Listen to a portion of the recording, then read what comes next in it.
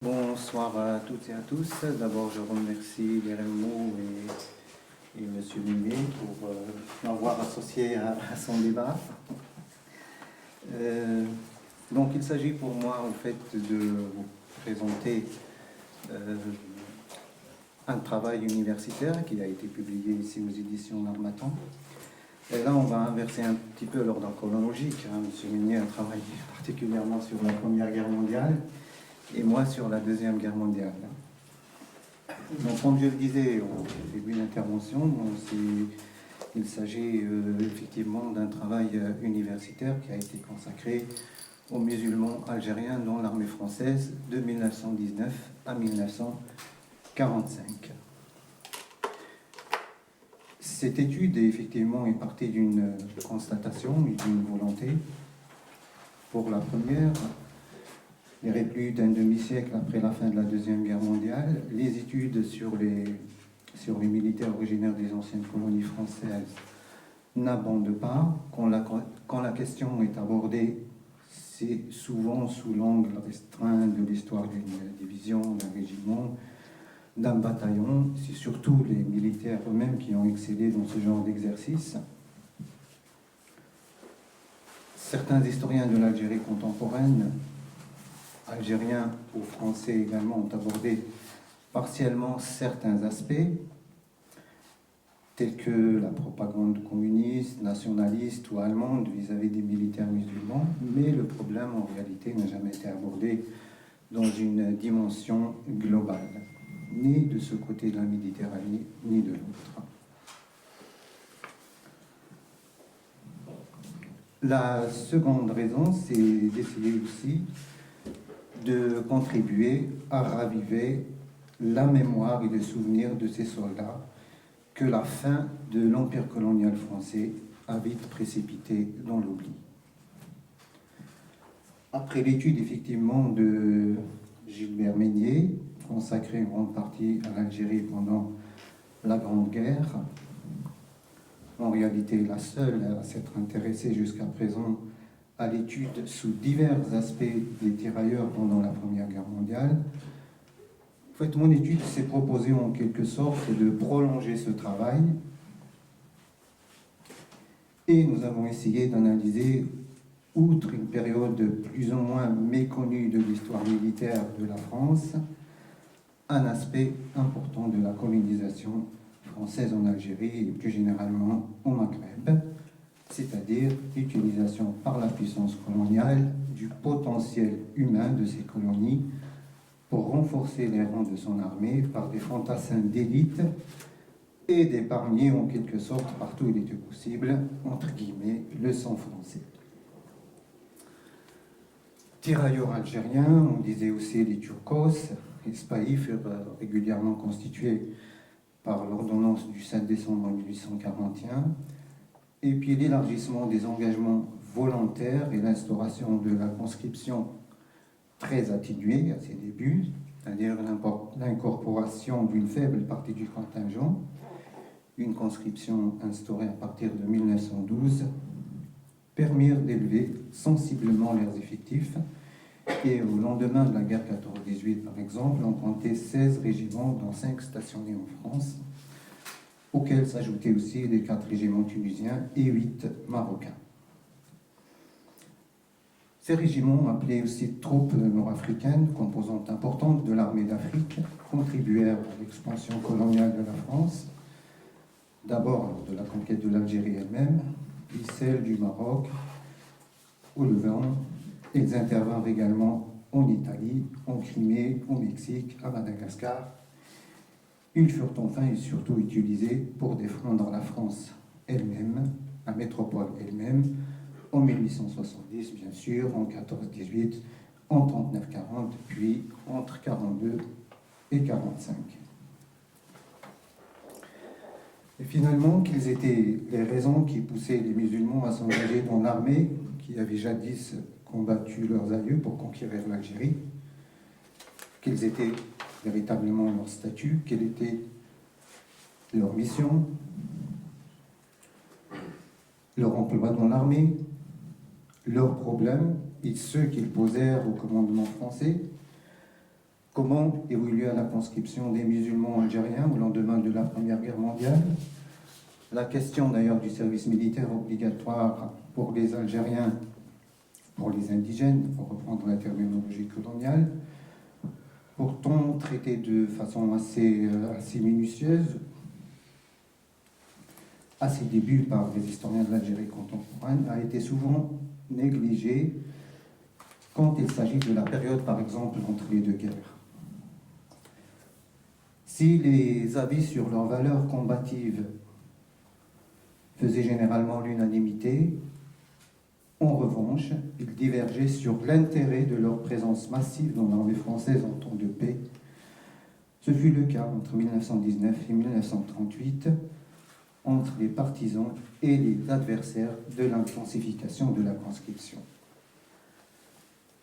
1919 marque la fin d'un conflit auquel les tirailleurs conscrits ou engagés volontaires payèrent bien sûr un lourd tribut. Leur sacrifice allait-elle être récompensé par leur soustraction, par exemple, au code de l'indigénat, ou la suppression des humiliantes inégalités de leur statut dans l'armée, l'assimilation des indigènes par l'armée, préconisée par certains officiers français au XIXe siècle et au début du XXe, fut-elle un succès ou un échec? La fin du premier conflit mondial marqua également l'apparition en Algérie des premiers balbutiements du nationalisme politique algérien et favorisa l'émergence d'un mouvement nationaliste indépendantiste se démarquant des réformistes égalitaristes du début du siècle, qui propagea largement ces idées parmi les militaires musulmans de l'armée française, qu'ils espéraient retourner contre la France. Ces derniers étaient d'ailleurs souvent utilisés comme une monnaie d'échange dans leurs revendications, une sorte de marchandage, voire de chantage, l'impôt du sang contre des réformes. Mais que pensaient les intéressés eux-mêmes? Le second conflit mondial éclata en 1939 et les musulmans algériens partirent de nouveau pour défendre la France. Avec quel sentiment? Comment vécurent-ils la débâcle de 1940? Les militaires indigènes furent les grands oubliés de l'histoire de la captivité pendant la Seconde Guerre mondiale. Ils constituaient pourtant l'essentiel des effectifs des France Stalag, ces camps édifiés par les Allemands et qui étaient situés en France métropolitaine, dans la partie occupée. Et après le transfert des prisonniers français vers les camps du Grand Reich, comment vécurent-ils cette captivité et dans quelles conditions? Enfin, la mobilisation des musulmans en Afrique du Nord entre 1942 et 1943 en vue de la reprise de la lutte contre l'Axe se fit également en pleine fermentation nationaliste. Quels furent son résultat et le comportement du combattant musulman en Europe sur le champ de bataille européen? En fait, c'est à toutes ces interrogations que l'étude que j'avais entreprise à l'époque dans le cadre d'une thèse à l'Université de Strasbourg, c'est à toutes ces interrogations que cette étude a essayé de répondre. Les archives du ministère de la Guerre conservées dans le service historique de la Défense, à l'époque ça s'appelait le service historique de l'armée de terre à Vincennes. Nous avons essayé d'exploiter bien sûr au mieux tous les documents disponibles. Sur certaines questions cependant, des zones d'ombre subsistent, et ils subsisteront encore, donc des archives sur ces questions demeurent incommunicables. Nous devons enfin de prévenir le lecteur sur les limites de cette étude qui ne s'intéresse qu'à la contribution en nombre de l'Algérie et des deux autres pays du Maghreb. Et donc, contrairement à l'étude de Gilbert Meignet, qui ne prend pas en considération la contribution économique de cette partie du Maghreb pour la Deuxième Guerre mondiale.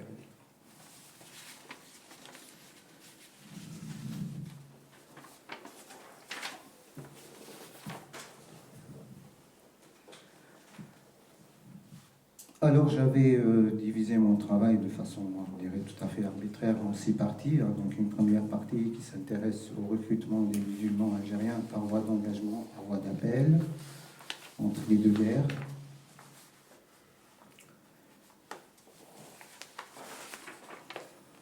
Et une seconde partie qui s'intéresse particulièrement aux propagandes antimilitaristes et anti-françaises vis-à-vis des militaires musulmans entre 1919 et 1945.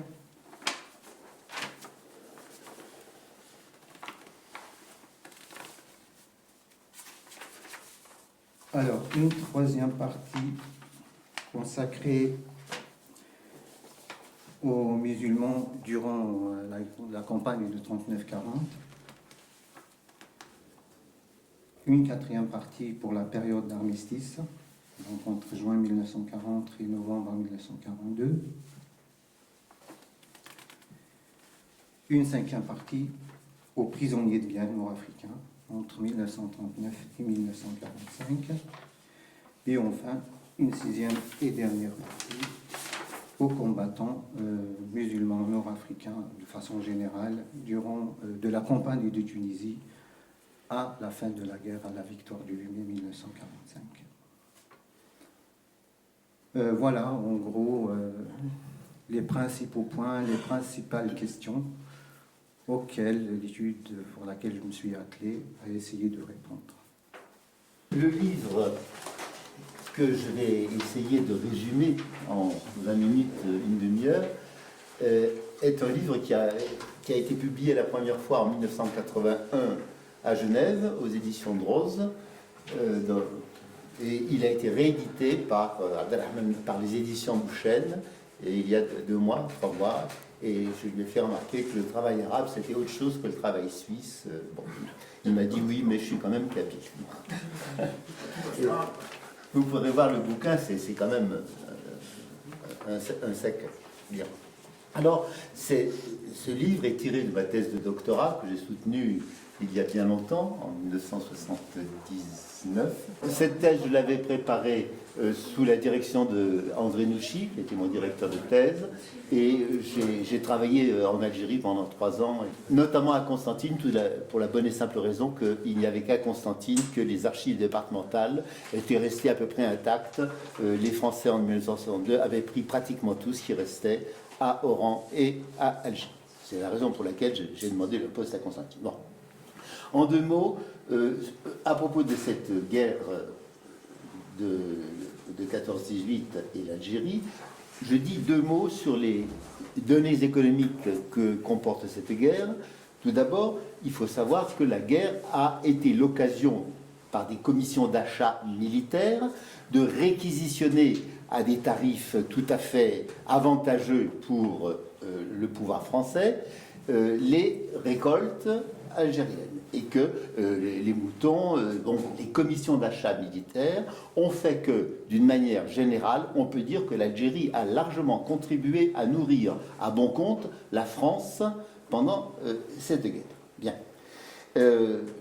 Les céréales vivrières qui restent en Algérie après import-export, je crois que je vous ai donné ça dans mes tableaux, se réduisent progressivement avec le pic que connaît l'Algérie en 1917, avec la grande famine, la mauvaise récolte et la famine de 1917, qui précède de 2-3 ans la encore plus grande famine et la encore plus grande mauvaise défaite et la plus grande famine de 1920. Il y eut bien, du fait des transports maritimes qui étaient gênés, plus que gênés par les sous-marins allemands, il y eut de fait une propension à vouloir essayer d'investir dans autre chose que dans le foncier, dans l'agriculture et dans le commerce en Algérie. Ça ne s'invente pas. Il y eut, dans l'été 1918, 3 hauts fourneaux dans une ville qui allait en connaître d'autres ultérieurement, Annaba, Aix-Beaune, et ça ne s'invente pas. Ces 3 hauts fourneaux n'ont jamais été mis à feu et ils ont été démontés au tout début de 1919. C'est-à-dire que l'économie de l'Algérie coloniale est toujours fondée sur l'agriculture, sur les produits agricoles, sur le foncier et sur le commerce. Et la bourgeoisie coloniale ne voit le salut que dans le renforcement de la dépendance du système colonial. Mais j'insiste ici surtout sur les données militaires et politiques nouvelles qui sont issues de la guerre. Je ne parlerai pas de la Tunisie du Maroc, je pourrais faire effectivement une comparaison, simplement pour vous dire que l'Algérie était plus encadrée, elle était plus surveillée que n'a été la Tunisie et a fortiori le Maroc qui était en voie d'être conquis. Je rappellerai que la conscription en Algérie date d'un décret de février 1912 et que on leur avait fait aux Algériens de belles promesses. Vous aurez des droits politiques en échange de l'impôt du sang, qui est l'apanage du citoyen. Et il y avait même des gens pour y croire. Le député, le ministre de la guerre, Adolphe Messimi, j'en suis pas absolument persuadé, mais un certain Abel Ferry, qui était, entre guillemets, on disait quand j'étais à Nancy, le neveu adoré d'un certain Jules Ferry. Député des Vosges, je pense que lui, y croyait vraiment. En juillet 1914, le code de l'indigénat n'est pas aboli, il est quand même suspendu. Et la mobilisation en 1914 ne crée pas de réaction hostile générale. Il faut dire qu'on n'a recruté qu'une faible partie des contingents des différentes classes, d'abord 5%, puis 10%. En 1914, on est autour de 20-25%, si je me souviens bien, à peu près quelque chose comme ça. Et il faut dire aussi que ceux qu'on appelait à l'époque les évolués, entre guillemets, ou les jeunes Algériens, d'où viendront les Belgelou, les Ferhat Abbas, etc., ont fait campagne pour cette guerre, pour l'engagement dans cette guerre, parce que pour eux, c'était l'espoir d'une libération entrevue de l'oppression et de la discrimination qui était subie. Et la propagande française n'arrêtait pas de dire nous sommes des civilisés et nous devons barrer le chemin aux barbares, aux boches barbares. Donc, vous vous rendez compte, quand on est algérien et qu'on s'est senti dévalorisé pendant un siècle et que d'un coup on vous dit que vous êtes un civilisé, ça doit provoquer quelque chose qui ressemble à un petit choc. Bien. Ce qui est important, c'est que ce décret de 1912 n'a été appliqué par un décret en septembre 1916 où a été incorporée la totalité de la classe 1917. Des nouvelles effroyables provenaient du front. Il y avait les espoirs millénaristes, la propagande turque ou berlinoise. Il y a eu des manifestations contre le recrutement. Mais finalement, la protestation n'a acquis une véritable ampleur que dans le sud constantinois. Ça a été l'insurrection du sud constantinois de l'automne 1916 au début de l'été 1917, donc la partie nord-occidentale du massif de l'Aurès, le Belezma, le Metlili, bon, j'ai pas de carte, je peux pas vous montrer, mais peu importe, le nord de l'Aurès. Et incroyable mais vrai, j'ai eu plusieurs documents qui mentionnent ce fait, les insurgés disent « nous allons former la Boublik ». Et on écrit ça en français, et je l'ai vu en arabe, Boublik. La République, c'est-à-dire le fait qu'on va être libéré, on va être libre. Cette insurrection, elle a quand même obligé le pouvoir français à détacher du front 2 divisions entières, et la répression n'a pas été d'une extrême douceur. Bien.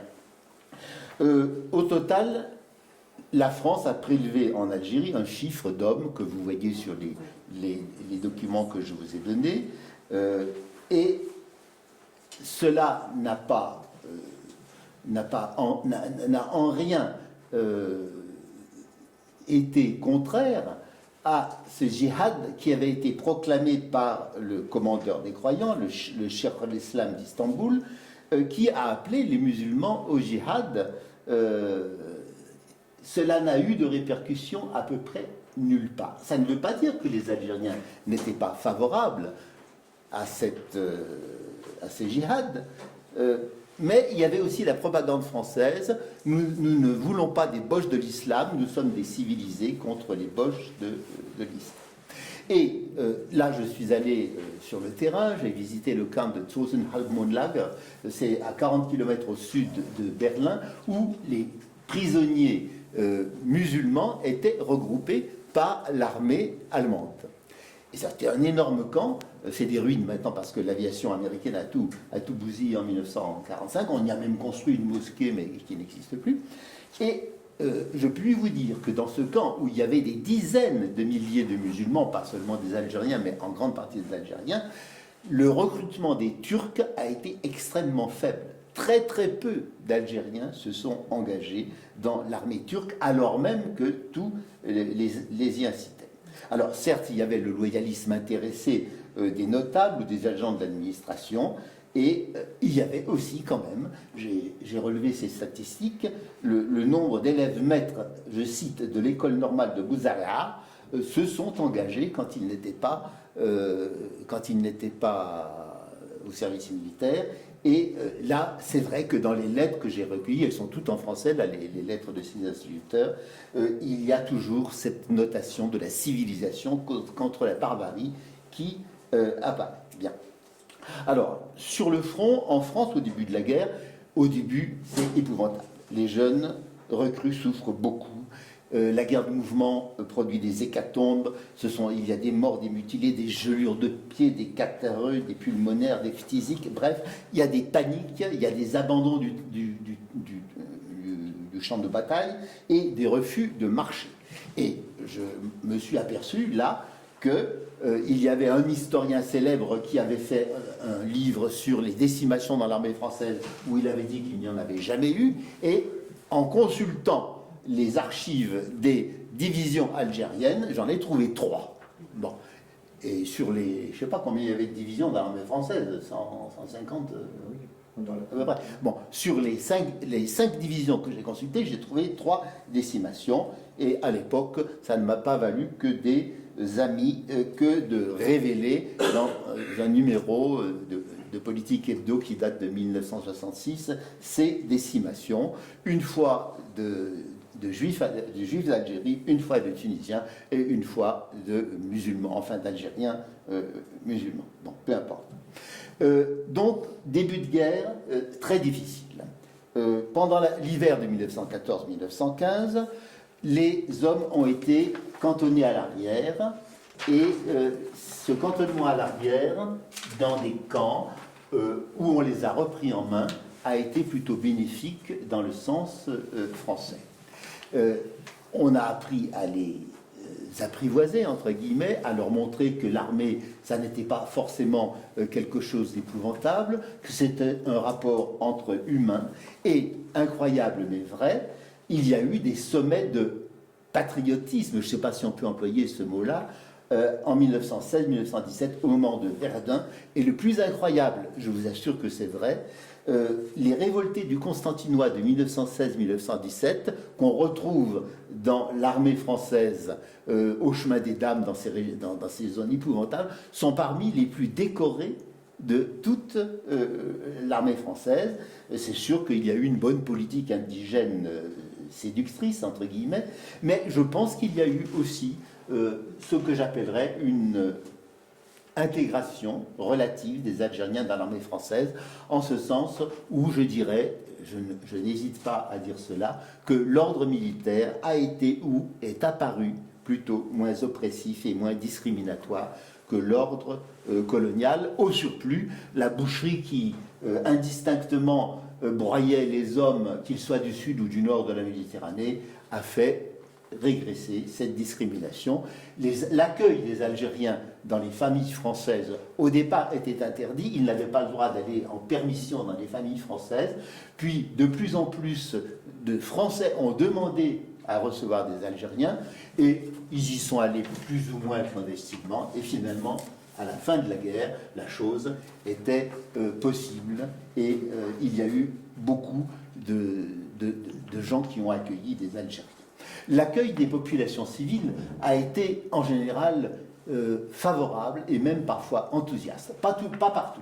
Je vous prendrai 2 exemples. Lorsque les Algériens arrivaient, par exemple, à Montpellier, enfin à Sète plutôt, là, ils étaient accueillis à bras ouverts, parfois portés en triomphe par les vignerons du coin. Pour une raison très simple, les vins d'Algérie, vous voyez, provoquaient, c'était une concurrence pour leurs vins à eux, et ces Algériens qui souffraient eux aussi des colons étaient à choyer. Il y a eu, là aussi, et c'est une remarque qui m'avait éclairé, c'est un exemple entre mille autres, l'accueil a été très mauvais, par exemple, à Aix-en-Provence. Je crois connaître un peu Aix-en-Provence. C'est une ville de bourgeois, c'est une ville très catholique. Alors qu'à l'Est, elle n'est pas très catholique, cette ville, et à l'Est, il y a quand même beaucoup plus de protestants à l'Est, et les rapports disent, ici, les Algériens sont bien reçus par les gens de Alès. Il n'est pas impossible que le facteur culturel, religieux, et puis le passé les révoltes catholiques, etc., ait pu jouer. Et je pense que ce qui a pu jouer, c'est ce que j'appellerais la transposition de l'ordre clanique à l'ordre régimentaire, qui a fourni aux Algériens l'image, parfois séduisante, d'un véritable colonel qui était en même temps un chef de clan et qui se conduisait comme un chef de communauté. Je passe sur les soldats et rapidement sur les ouvriers. Les ouvriers algériens, à la veille de la guerre de 14, n'étaient pas très nombreux, quelques milliers. Moi, j'avais fait le décompte, c'est moins de 15 000 ouvriers algériens, contrairement à ce que j'ai pu lire dans certains ouvrages. Bien. Et pendant la guerre de 14-18, il y a eu de 110 à 120 000, on les appelait des convoyeurs parce qu'ils étaient recrutés par des convois, qui ont été recrutés pour la plupart militarisés à partir de 1915, alors même que pourtant en 1914, un petit nombre avait pu traverser la Méditerranée et s'inscrire directement, avoir du travail directement sans passer par l'administration militaire. Ces travailleurs algériens ont eu une situation souvent misérable. C'était parfois de jeunes adolescents qui étaient désignés par leur caïd pour aller travailler en France, et ils étaient désignés comme des travailleurs volontaires. Je vous signale, par exemple, le terrible, pudique mais terrible rapport, quand je pense, ça me fait encore mal au cœur, du sénateur du Rhône, Paul Cazeneuve. C'est un radical, mais enfin, personne n'est parfait. Il décrit ça de manière absolument éblouissante. Mais qui connaît le sénateur Paul Cazeneuve? Moi, je le connais un petit peu. J'ai quand même habité 17 ans de ma vie à Lyon, rue Paul Cazeneuve, à partir de l'âge de 8 ans. Les effets globaux de cette guerre, c'est que en Algérie, d'une part, du côté colonial, naît ce que j'appelle la hantise de l'esprit ouvrier de France. C'est ce qu'il est dit dans la dépêche de Constantine, par exemple. Ah, ils ont l'esprit ouvrier de France. Ou alors encore, ils ont le syndrome je cite, du tirailleur libéré. C'est-à-dire qu'ils ne se conduisent plus comme se conduisaient les indigènes soumis d'avant la guerre. En fait, la France, évidemment, a opprimé les Algériens, mais en même temps, en leur faisant connaître la norme du travail d'usine, l'efficacité industrielle ou militaire, on peut dire qu'elle leur a fait entrevoir un champ nouveau. Les pertes des Algériens, en termes, je reviens aux militaires, en termes de vie, ont été sensiblement les mêmes, du moins d'après les documents que j'ai consultés, pour les Algériens que pour les autres soldats de l'armée française, à cette nuance près, c'est qu'ils ne sont pas morts tous exactement de la même manière. Les Français sont beaucoup plus proportionnellement morts dans les tranchées, parce qu'ils restaient longtemps dans les tranchées, alors que la consigne était de n'utiliser les Algériens que pour les assauts. Et dès après les assauts, de les retirer et de les remettre à l'arrière. Donc, ils sont morts beaucoup plus dans des assauts, enfin beaucoup plus dans les assauts que n'ont été tués les Français. Deux mots quand même, parce que voilà encore un radical. Ça a été l'honneur d'un certain Georges Clemenceau d'exiger et d'obtenir qu'il y ait une égalité totale des pensions de guerre entre les coloniaux et les Français. Il y a eu des protestations, il a même reçu dans son bureau, il y avait le maire de Constantine, il y avait plusieurs notables coloniaux qui étaient venus protester. Et d'après ce que m'a dit un témoin de l'époque, Clémenceau n'aurait rien dit, simplement, il aurait ouvert la porte et il leur aurait montré la sortie. Messieurs, je vous en prie de sortir. Bien. En France, l'image du turco a été sympathique et l'indigène algérien est resté quand même un indigène. J'ai des rapports innombrables qui le décrivent comme un sous-prolétaire loqueteux, qui est désorienté, qui est avide de femmes françaises. Et cette citation, ça ne s'invente pas.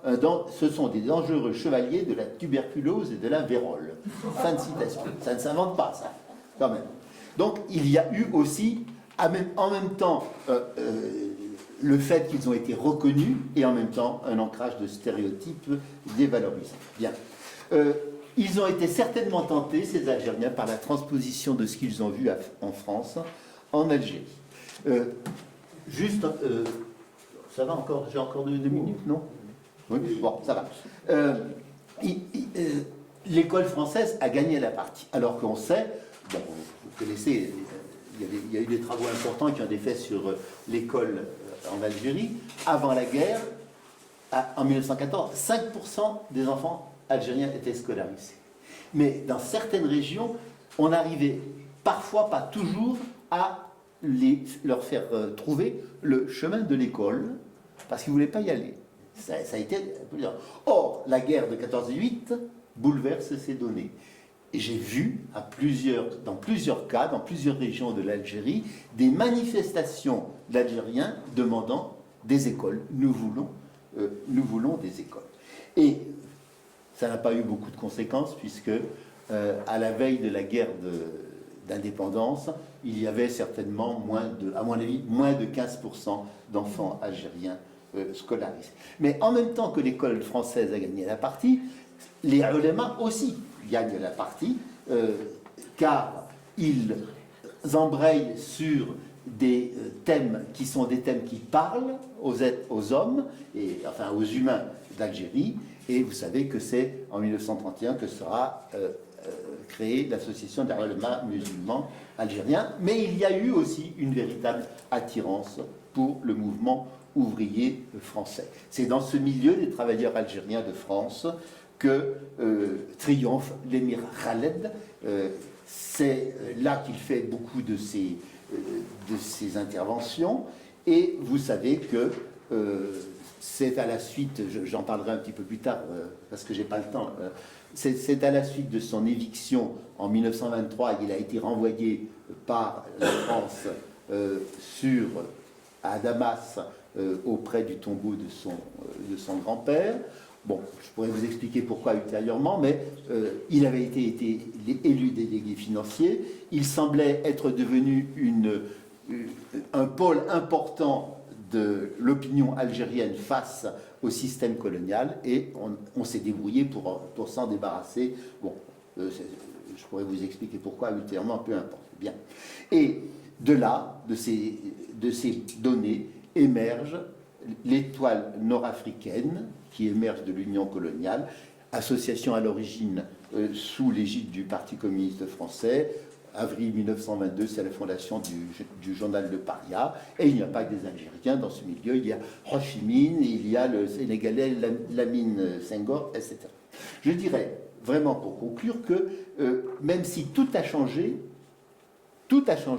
pour les Algériens, du moins pour un certain nombre d'Algériens, rien n'a décisivement changé.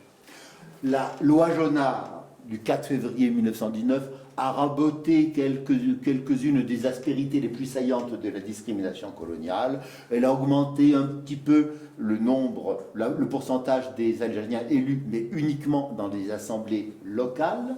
Et la grande promesse des droits du citoyen en échange du service militaire n'a pas été tenue. Il faudra attendre le statut de 47 pour qu'il y ait les tout premiers Algériens, et encore, vous savez dans quelles conditions, à être élus au Parlement français.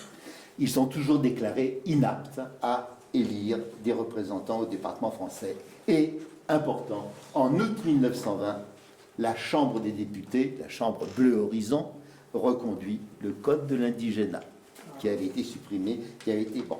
Donc, c'est là que, c'est sur ce front que agit l'émir Khaled, la pétition qu'il envoie au président Wilson en mai 1919, et qu'il revendique l'égalité entre les Algériens et Français. Il ne revendique jamais publiquement l'indépendance, mais il revendique l'égalité. Par exemple, en avril 1922, il accueille le président de la République, Mitterrand, à la mosquée Sidi Abdelrahman, et il lui souhaite, en français, parce que l'émir Khaled, il passait du français à l'arabe, hein, et il lui demande l'égalité des droits pour que les Algériens puissent devenir des Français à part entière.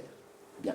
Et là, le pouvoir français se raidit et il referme la boîte imprudemment ouverte des, entre guillemets, réformes indigènes.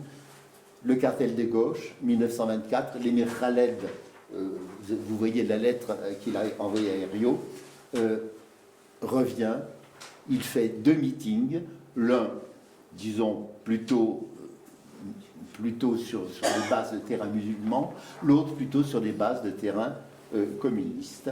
Et mars 1926, je terminerai par là, Haj Ali Abdelkader fonde l'étoile nord-africaine. C'était qui? C'était un membre du comité directeur du Parti communiste français. L'étoile nord-africaine provient de là. Et vous savez qu'elle a été peu après reprise en main par Messali. Moi, ça m'a intéressé de voir que ce soit Haj Ali Abdelkader, que ce soit Messali Haj, ce sont 2 arabophones qui ont été élus par une très grande majorité de Kabyles. Et Messali Haj, je crois connaître un petit peu la famille, parce que j'ai passé 29 ans de ma vie en Meurthe-et-Moselle, alors que je ne suis pas du tout lorrain, et l'épouse de Messali Haj, Émilie Buscan, qui était la fille d'un mineur, d'un militant anarcho-syndicaliste des Assiries de Neuve-Maisons, Meurthe-et-Moselle, a été la compagne de Messali Haj, et elle repose toujours, le nombre de fois où je suis allé voir cette tombe, à Neuve-Maisons, dans le cimetière de Neuve-Maisons.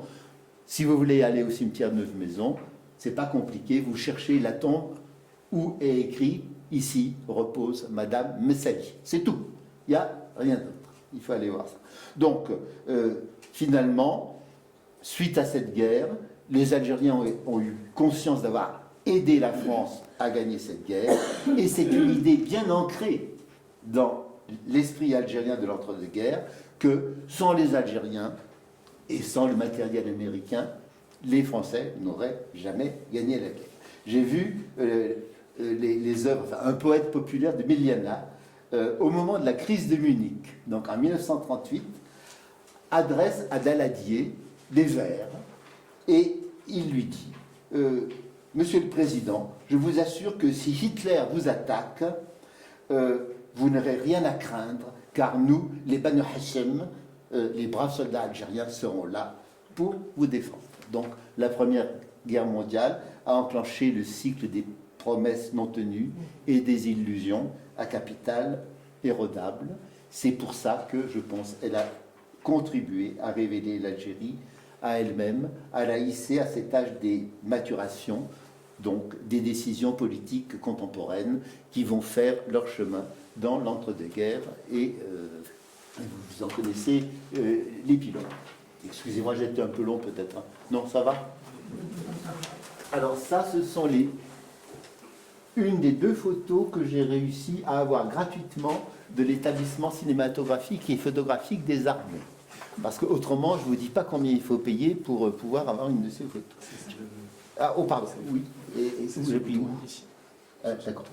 Donc là, c'est un tirailleur qui est considéré comme étant aussi un infirmier. Et la légende, elle n'est pas ici. On dit que c'est un marabout. Pourquoi c'est un marabout? Je n'en sais rien. C'est marqué un marabout infirmier. C'est la seule légende. La légende n'est pas ici, mais je vous explique ce qu'il y a. Bon, en tout cas, c'est quelqu'un qui a l'air d'être pas mal dans sa peau et d'être assez sûr de lui. Alors, il faut appuyer ici, c'est ça. Ah. Ah oui. Ah non. Alors voilà, une autre photo avec des tirailleurs algériens à gauche, à droite, je ne pense pas, mais j'en sais rien, hein, puis je m'en fous, hein. Finalement. La légende dit que ce sont des tirailleurs algériens qui sont au repos dans une tranchée en 1916, si je me souviens bien. Alors j'appuie encore.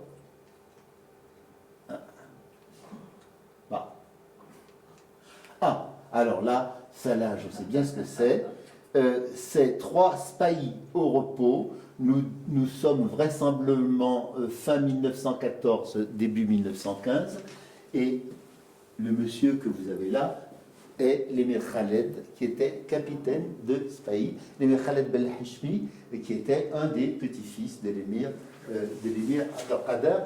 Quand vous voyez ces photos, quand il sort de Saint-Cyr à la fin du 19e siècle, il est fringant, il est officier français, il a de jolies petites moustaches, Bon, j'ai pu retrouver, elles ont disparu, on les a fauchées, j'ai pu retrouver, ça ne s'invente pas, des notes de restaurant de l'émir Khaled à Saint-Germain-des-Prés. Il vous prie de croire qu'il ne buvait pas de l'eau minérale. Bon. Et l'émir Khaled, donc joyeux, fringant, il essaie des notes et souvent il ne payait pas bien ses notes. Vous voyez, il se déguise un peu, vous voyez, la barbe, tout ça. Et lorsqu'il réussit à démissionner de l'armée française, à se libérer en fin 1918, tout y est. Il réinvente la photo de son grand-père, avec la barbe, avec les habits, tout vraiment y est. Bon, du moins sur les photos. Alors ça, c'est relatif à mon séjour en Lorraine. Les images d'Épinal, j'en ai accumulé un certain nombre, et ça, j'ai trouvé celle-là, la Grande Guerre, la bataille près de Bixschot, c'est la guerre des Flandres, n'est-ce pas? Donc, une brillante charge à la baïonnette, exécutée, s'il vous plaît, par des zouaves. Bon, j'ai pas le temps de... Alors, vous voyez, les affreux Allemands sont en dessous. Alors que les tirailleurs... Non, c'est... Excusez-moi. Alors, voilà. L'émir Khaled, que vous reconnaissez, et là, un général belge. Je n'ai pas compris pourquoi il a 19 ans, un général belge. Peut-être pour ça, il a l'air assez prévenant, assez joyeux, peut-être qu'il a fait bien, je ne sais pas. Bien, alors ensuite, le combat de Trassilval, comment les troupes indigènes reprirent Trassilval, là aussi. C'est typique de ces centaines et centaines, peut-être des milliers d'images d'Épinal que j'ai pu retrouver à l'époque en Lorraine. Alors là, il s'agit ce sont des photographies d'ouvriers algériens dans une usine de la région lyonnaise, si je me souviens bien, c'est à Villeurbanne, dans un atelier qui servait à fabriquer des quoi boîtes à vitesse ou Comment? Des boîtes à vitesse ou des transmissions? Oui, je ne sais pas ce que c'est, je ne me rappelle plus ce qu'il y avait marqué. Il y a la légende, pardon. Non, atelier d'obus dans l'acierie du Rhône de Villeurbanne, c'est bien ça. Et la légende nous dit, à gauche, un enfant algérien et un ouvrier algérien, deuxième à droite, devant la table de travail. Bon, est-ce que c'est vrai, ce que dit la légende? Je n'en sais rien. En tout cas, vous voyez, il y a un enfant, quel âge il a, ce gosse? Il a 10 ans, il a 11 ans, hein, il n'est pas très... Bon. Et ça avait été un atelier improvisé. Alors, j'ai pas bien compris pourquoi c'était des obus, ça ne ressemble pas bien à des obus, ce qu'ils font, mais c'est ce que dit la légende. Ah non, là je suis allé trop vite. Alors là, c'est également à Lyon, c'est une usine de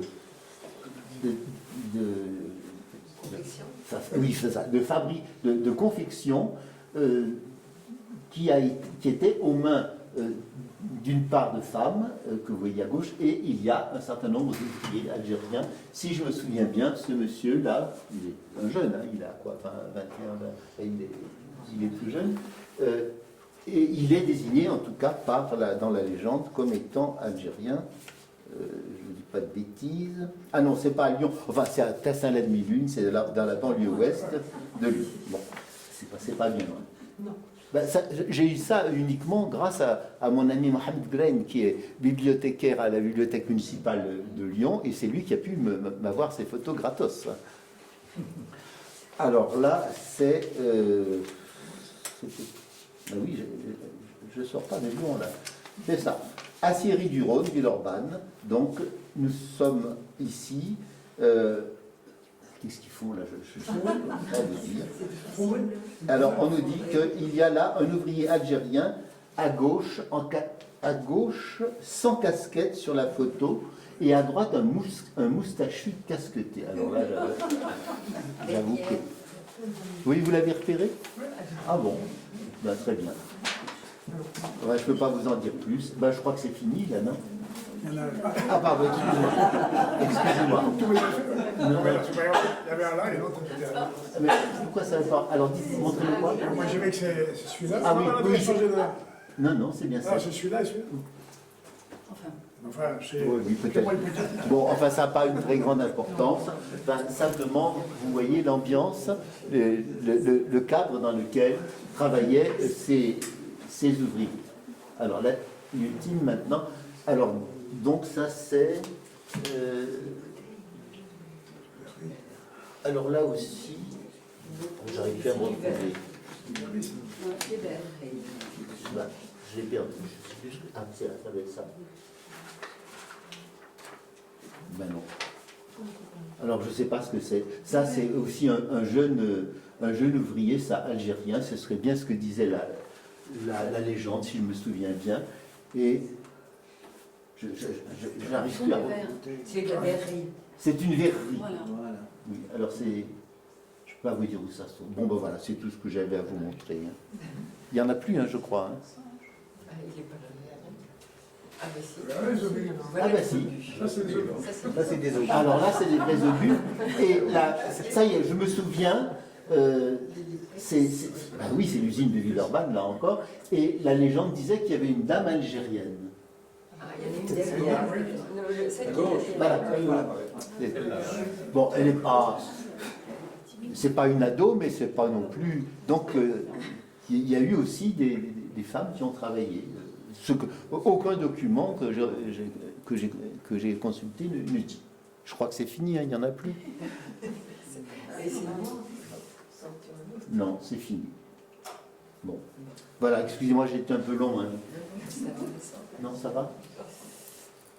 Voilà, vous avez deux exposés. Une question. Y avait-il des aumôniers musulmans? Ils n'étaient pas désignés comme ça. On les appelait les marabouts dans les Il y documents. avait des marabouts. C'était là. On disait ce sont des marabouts. Et alors, en 1917, on ne faisait que 20 000 personnes, toute une classe appelée, vous dites comment? Toute la classe a été appelée. Toute la classe 17 a été Et ça ne appelée. faisait que 20 000 personnes. Ah non, appelés, il y en avait plus. Appelés sur le front. Appelées sur- Oui, mais tout le monde faisait son service militaire en 1917. Tout le monde faisait son service militaire, mais ça ne voulait pas dire que tous les gens qui faisaient leur service militaire allaient sur le front. Il y a une partie non négligeable qui est restée en Algérie ou qui est allée au Maroc. Ah oui, oui. Et alors, quelle était au fond l'attitude des officiers de l'armée française? Ils étaient satisfaits d'avoir des troupes ou ils trouvaient qu'il y avait des problèmes particuliers? Quelle était, je dirais, sur un plan militaire, quelle était Ben, tu veux répondre aussi, Barkhassan? C'est par rapport à la Grande Guerre, je pense, vous posez la C'est question. plutôt la grande gamme. Vous pouvez continuer la question sur, au fond, on a dit la fatalité des armes, en même temps... Oui, en tout cas. Il y avait des problèmes linguistiques, il y a des problèmes de culture, il y a des problèmes alimentaires, il y a des problèmes, c'est pas de fois. Comment s'est fait cette espèce d'amalgame avec tous les préjugés qu'il pouvait y avoir de part et d'autre? Ben, pour les troupes provenant d'Afrique du Nord, on essayait tant bien que mal de leur donner un commandement qui connaît au moins l'arabe, qui connaît les problèmes particuliers liés à ces soldats. Mais par rapport à la Première Guerre mondiale, je pense M. Minier va le confirmer, on sait qu'au début, même si durant cette guerre, ces troupes se sont fait une réputation de troupes d'élite, on sait qu'au début, ça n'a pas été facile. Et dans certaines batailles, dans certaines situations, les troupes justement provenant d'Afrique du Nord, d'Algérie en particulier, comme le disait M. Minier tout à l'heure, se défendaient, fuyaient devant l'ennemi, et les premières exécutions, par exemple, eurent lieu justement parmi ces troupes. Parmi peut-être les batailles les plus traumatisantes pour ces troupes, on peut citer Charleroi notamment, la Marne. Et si bien que le commandement, je pense qu'à un certain moment, l'idée de les retirer du front lui a un petit peu effleuré l'esprit. Finalement, ils ont été effectivement repris en main, réinstruits à l'arrière, confiés à des officiers surtout qui les connaissaient. Et puis à partir surtout de début 1915, fin 1915, il y avait un autre comportement. Qui parlait l'arabe. Bien sûr, absolument, bien sûr. À cette époque, Ah oui. Il y en avait davantage que, par exemple, lors de la guerre de libération d'Algérie. Hein. Il y en avait qui parlaient effectivement l'arabe. Et beaucoup d'officiers français ont appris l'arabe dans les tranchées. Hein. Oui, c'était pas c'était l'arabe. C'était l'arabe parlé. Oui, l'arabe dialectal. Mais je pense que l'attitude de ces officiers, elle était fort différente d'une personne à une autre. Je pense qu'on ne peut pas faire une généralisation. Simplement, l'esprit de corps, le fait qu'on pensait qu'il était politiquement juste de les traiter d'une manière à peu près égale, à peu près semblable à celle des autres soldats, c'est quelque chose qui a dû jouer et qui a dû impressionner, qui a dû marquer, je pense, les Algériens, me semble-t-il. L'armée est égalitaire. Pardon ? L'armée a une culture égalitaire. Ça dépend des périodes. Dans la mesure où Ça dépend des Tous périodes. les troufions sont des troufions, je veux dire. Ou un niveau. Est-ce qu'il y a d'autres questions ? Un niveau pas, tout le monde ne parle pas.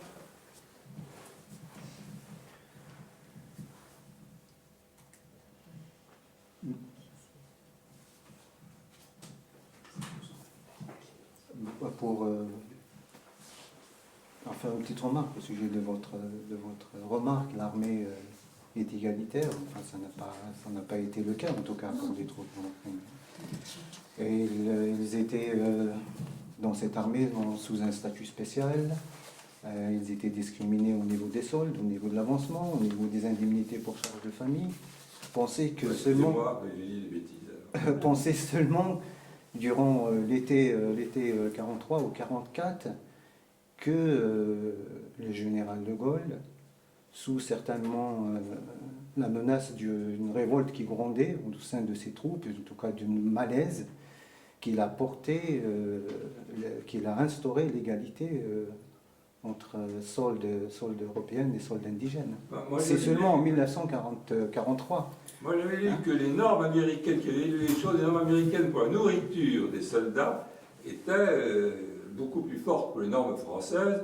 Et Giraud avait dit il suffit de leur donner de la semoule et ça suffit. Et alors que les normes américaines étaient beaucoup plus. Il y a eu une discussion et que les Américains, s'occupant de la logistique de l'armée française, voulaient traiter les Arabes, entre guillemets, comme des soldats américains. Voilà. Entre guillemets. Ce sont des normes très différentes, et pas du tout selon les normes minables qu'avait le général Giraud pour ses troupes qui se battaient battaient très bien avec une petite poignée de semoule. J'ai vu ça dans un livre très sérieux. Oui, je voulais juste compléter ce que j'ai dit tout à l'heure à propos des pensions de guerre. Je vous ai dit que Clémenceau s'était battu pour obtenir l'égalité. Je rappelle que avec l'indépendance de l'Algérie, ces pensions ont été cristallisées. Et celles des Français ont monté en altitude, alors que celles des Algériens n'ont pas bougé pendant extrêmement longtemps. Ça, c'est quelque chose qu'il faut faire remarquer. Donc, Clémenceau et De Gaulle, sur ce plan-là, n'avaient pas la même la même idée, la même conception. Mais il y avait des officiers. Pardon, excusez-moi. Je sais pas, pas forcément moi, mais on pourrait écouter d'autres. Non, tu nous as donné une lettre, lettre de l'ami Khaled à Edouard Herriot. Oui. Quelle est la réponse, le contexte de la réponse La réponse a été, vous pouvez rentrer. C'est tout. Ah non, peut-être pas. À la lettre de l'ami Khaled. Oui, non. Là, il n'y a pas eu de réponse. Il n'y a pas eu de réponse à toutes ces revendications. Vous pouvez, si je me souviens bien, ce qui lui a été envoyé, c'est un document dans lequel on lui disait que lui qui était exilé, qui n'avait pas le droit de rentrer en France, il était exilé en Syrie, je crois l'avoir dit tout à l'heure. Hein. Donc il avait le droit de rentrer en France et de parler, de faire des discours. C'est ce qu'il a fait à 2 reprises. Le deuxième, ça a été considéré comme étant trop fort, puisque c'était avec un soubassement communiste important. Et c'est là que l'émir Khaled a été prié de regagner Damas. À côté de la tombe, je l'ai dit tout à l'heure, de son grand-père. L'émir Abdelkader est enterré à Damas, on peut voir ça. Enfin, quand je suis allé à Damas il y a très longtemps, j'irai pas maintenant.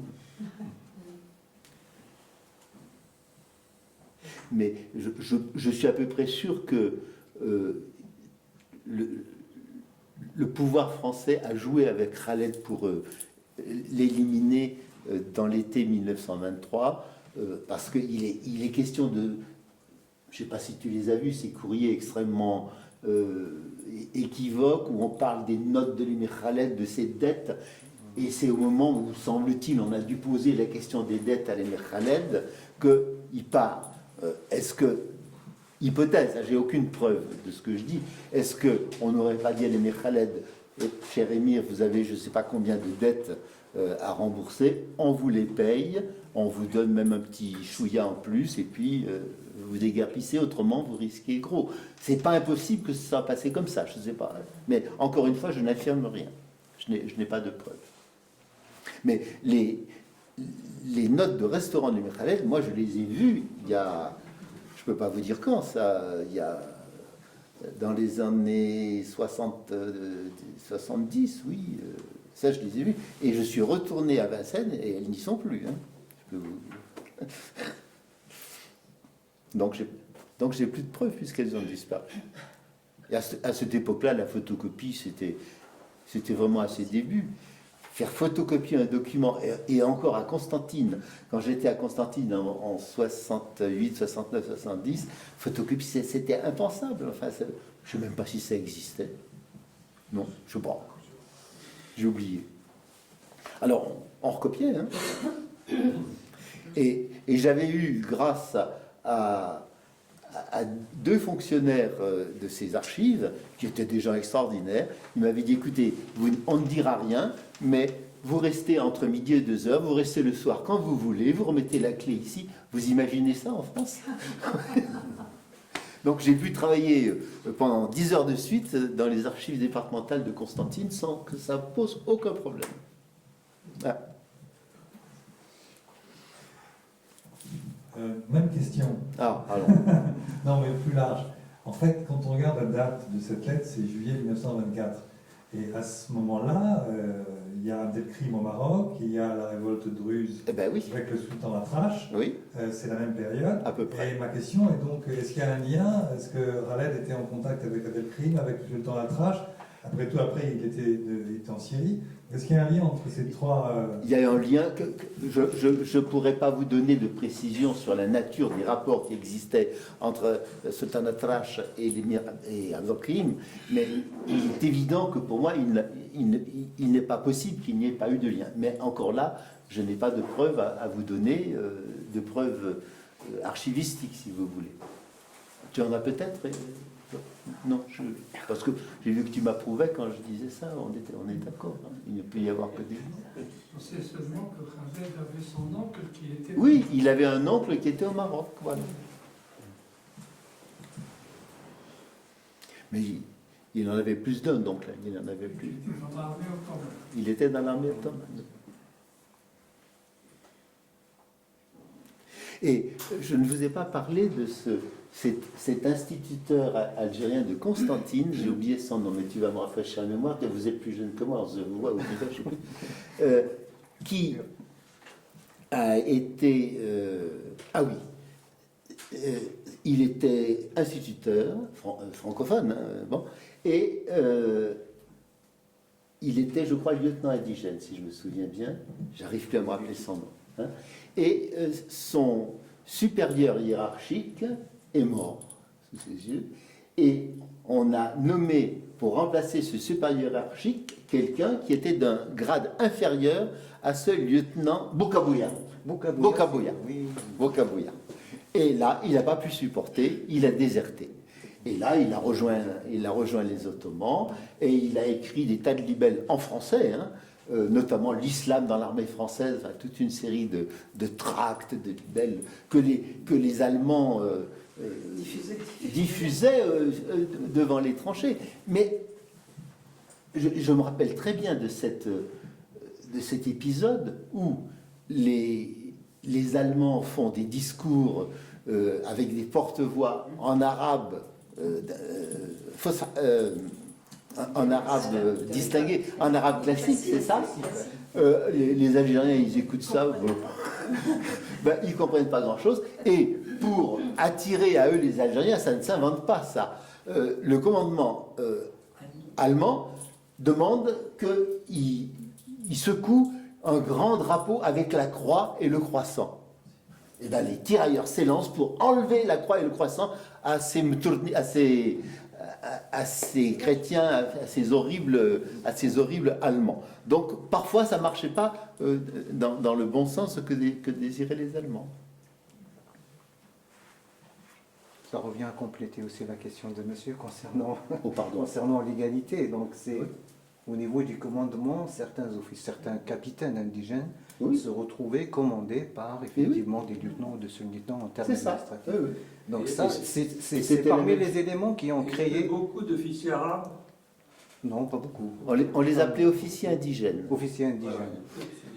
Et un officier indigène, d'après la réglementation française, théoriquement ne dépassait pas à l'époque le grade de lieutenant. Bon. Sauf exception, pardon, À titre exceptionnel, de grade de capitaine qui arrivait souvent à la veille de la retraite. l'émir Khaled a été nommé capitaine en 1915, ou 1914 ou 1915. C'est durant la guerre. C'est durant la guerre. Mais un officier indigène était toujours considéré comme inférieur à grade égal. Un officier indigène devait toujours obéir à son collègue de même grade qui n'était pas indigène.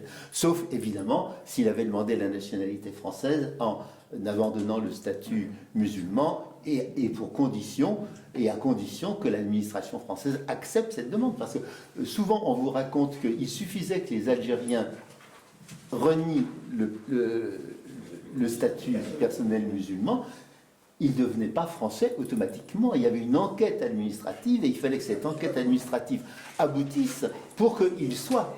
Alors moi, je ne sais pas si vous l'avez connu, Barbassem, c'est le capitaine Khadé. Il est de Renchla, je crois, enfin par là-bas, de l'Est constantinois. Lui avait abandonné le... Ah oui, oui, oui. Il était français, il était français. Et il est devenu colonel, si je me souviens, colonel Khadé. Eh bien, à sa retraite, il faisait au moins un pèlerinage à la Mecque par an, parce qu'il fallait le pauvre qui fasse repentance. C'est se racheter, oui. Il fallait se racheter. Il voulait se racheter, voilà, quelque chose. Mais vous l'avez connu, ce colonel Khadé. Enfin, vous l'avez connu, parlez. Non, la situation était la même en 39 et 43 C'était la même, oui. par rapport aux officiers Les indigènes. discriminations au niveau des soldes, du commandement, de l'avancement, c'était les éléments qui créaient justement un grand malaise au sein de ces troupes, et en particulier au sein des officiers indigènes. Et ils sont peut-être à l'origine de certaines révoltes, de certaines mutineries même. Et ils étaient envoyés, comme vous l'avez dit tout à l'heure, Oui. en première ligne lors des assauts. Oui. Ça, c'est quand même là. C'était des... Ah ben, tous les documents l'indiquent, ce sont des combattants de l'assaut. Voilà. Oui, c'était des fantassins. Bah oui, Oui. ce sont des fantassins et ils sont tombés. Il y avait aussi des cavaliers. Discrimination majeure. C'est-à-dire qu'une écrasante majorité d'analphabètes ne pouvait susciter que la vocation du fantassin, justement. Et les Algériens qui étaient admis dans des armes techniques étaient très rares. Et même si officiellement, bien sûr, le taux d'analphabétisme pouvait expliquer les choses, mais il y avait aussi une certaine méfiance vis-à-vis des Algériens lorsqu'ils approchaient ce genre d'armes, que ce soit dans l'artillerie, dans les chars, etc. Par la suite, les transmissions, on en retrouvait très très peu. C'était vraiment une infime minorité. Je ne sais pas si vous connaissez Baprasam, c'est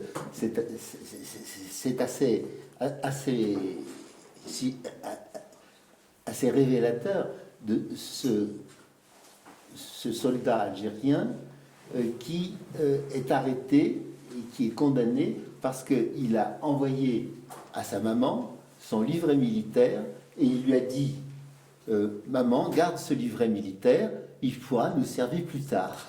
C'est-à-dire à nous entraîner, etc. Donc il a été arrêté et condamné. Je ne sais pas si vous avez vu cette... Non, je ne me rappelle plus comment il s'appelait.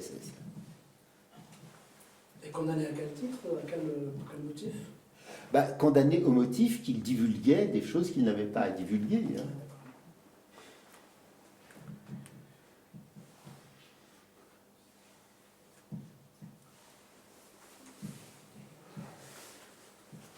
Et les soldats qui étaient prisonniers, faits prisonniers par l'armée allemande, ils étaient traités comment? Pendant la première ou pendant la deuxième? Pendant la première, oui, moi je peux parler que de la première guerre, monsieur. Pendant la Première Guerre mondiale. Pendant la première guerre, je crois vous l'avoir dit tout à l'heure, une bonne partie d'entre eux ont été envoyés au camp de Zossen, à 40 km au sud de Berlin. J'y suis allé, j'ai visité, je connais bien. On avait fait une mosquée, etc. Et c'est par la suite que les toutes premières mosquées ont commencé à apparaître dans la banlieue parisienne et lyonnaise aussi. Et là, on essayait de les convertir, non pas à l'islam bien entendu, mais à l'enrôlement dans l'armée ottomane. C'est ça que l'on voulait. Et je vous ai dit que ça n'a pas beaucoup marché. C'est très curieux. Alors même que, manifestement, de cœur, les Algériens étaient avec le Cheikh al-Islam d'Istanbul, très certainement, ils devaient se dire oui, on en a déjà bavé ici du côté des Français. Est-ce que c'est bien de vouloir en baver encore davantage, même si c'est dans une optique qui est plus sacrée, enfin qui est meilleure? Je ne peux pas vous répondre, mais simplement, ils étaient bien traités. Pour autant, et les normes, notamment les normes culinaires, étaient respectées à la règle. L'ordre allemand de ce point de vue-là était... en France, ça allait. Hein. Il y avait des directives très très précises. Hein. Il ne faut pas leur faire manger n'importe quoi. Il faut des menus spéciaux. C'était pas mal fait. C'était pas mal respecté. Hein. L'idée de servir du porc à des tirailleurs et à des zouaves, c'était quelque chose qui n'était pas imaginable. Et pendant la Deuxième Guerre mondiale, les prisonniers dans Oui, pendant la Deuxième Guerre mondiale, ils étaient détenus pour la grande majorité en France métropolitaine, dans la zone occupée, parce que les Allemands ont construit des camps spécialement pour ces prisonniers, appelés les Franz-Stalag. On renvoyait par mesure de discipline les évadés repris, on les envoyait dans les camps d'outre-Rhin. Sinon, la majorité des prisonniers nord-africains ou même sénégalais ont été détenus dans les camps de prisonniers en France. Il y a eu quelques libérations en vertu d'une décision allemande, me semble, de 41-42. Sinon, la majorité des prisonniers restaient captifs jusqu'à la fin de la guerre. Ils étaient soumis à une intense action de propagande également dans leur camp. Beaucoup ont été retournés, envoyés en Afrique du Nord comme espions ou alors incorporés dans les unités allemandes. Et le début de la détention, notamment dans les camps du Grand Est, était extrêmement dur et la tuberculose avait décimé une bonne partie des prisonniers.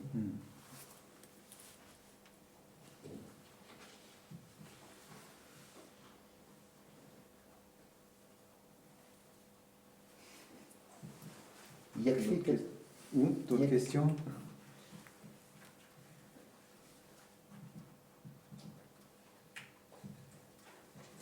Bon, bah, je pense qu'on peut rompre.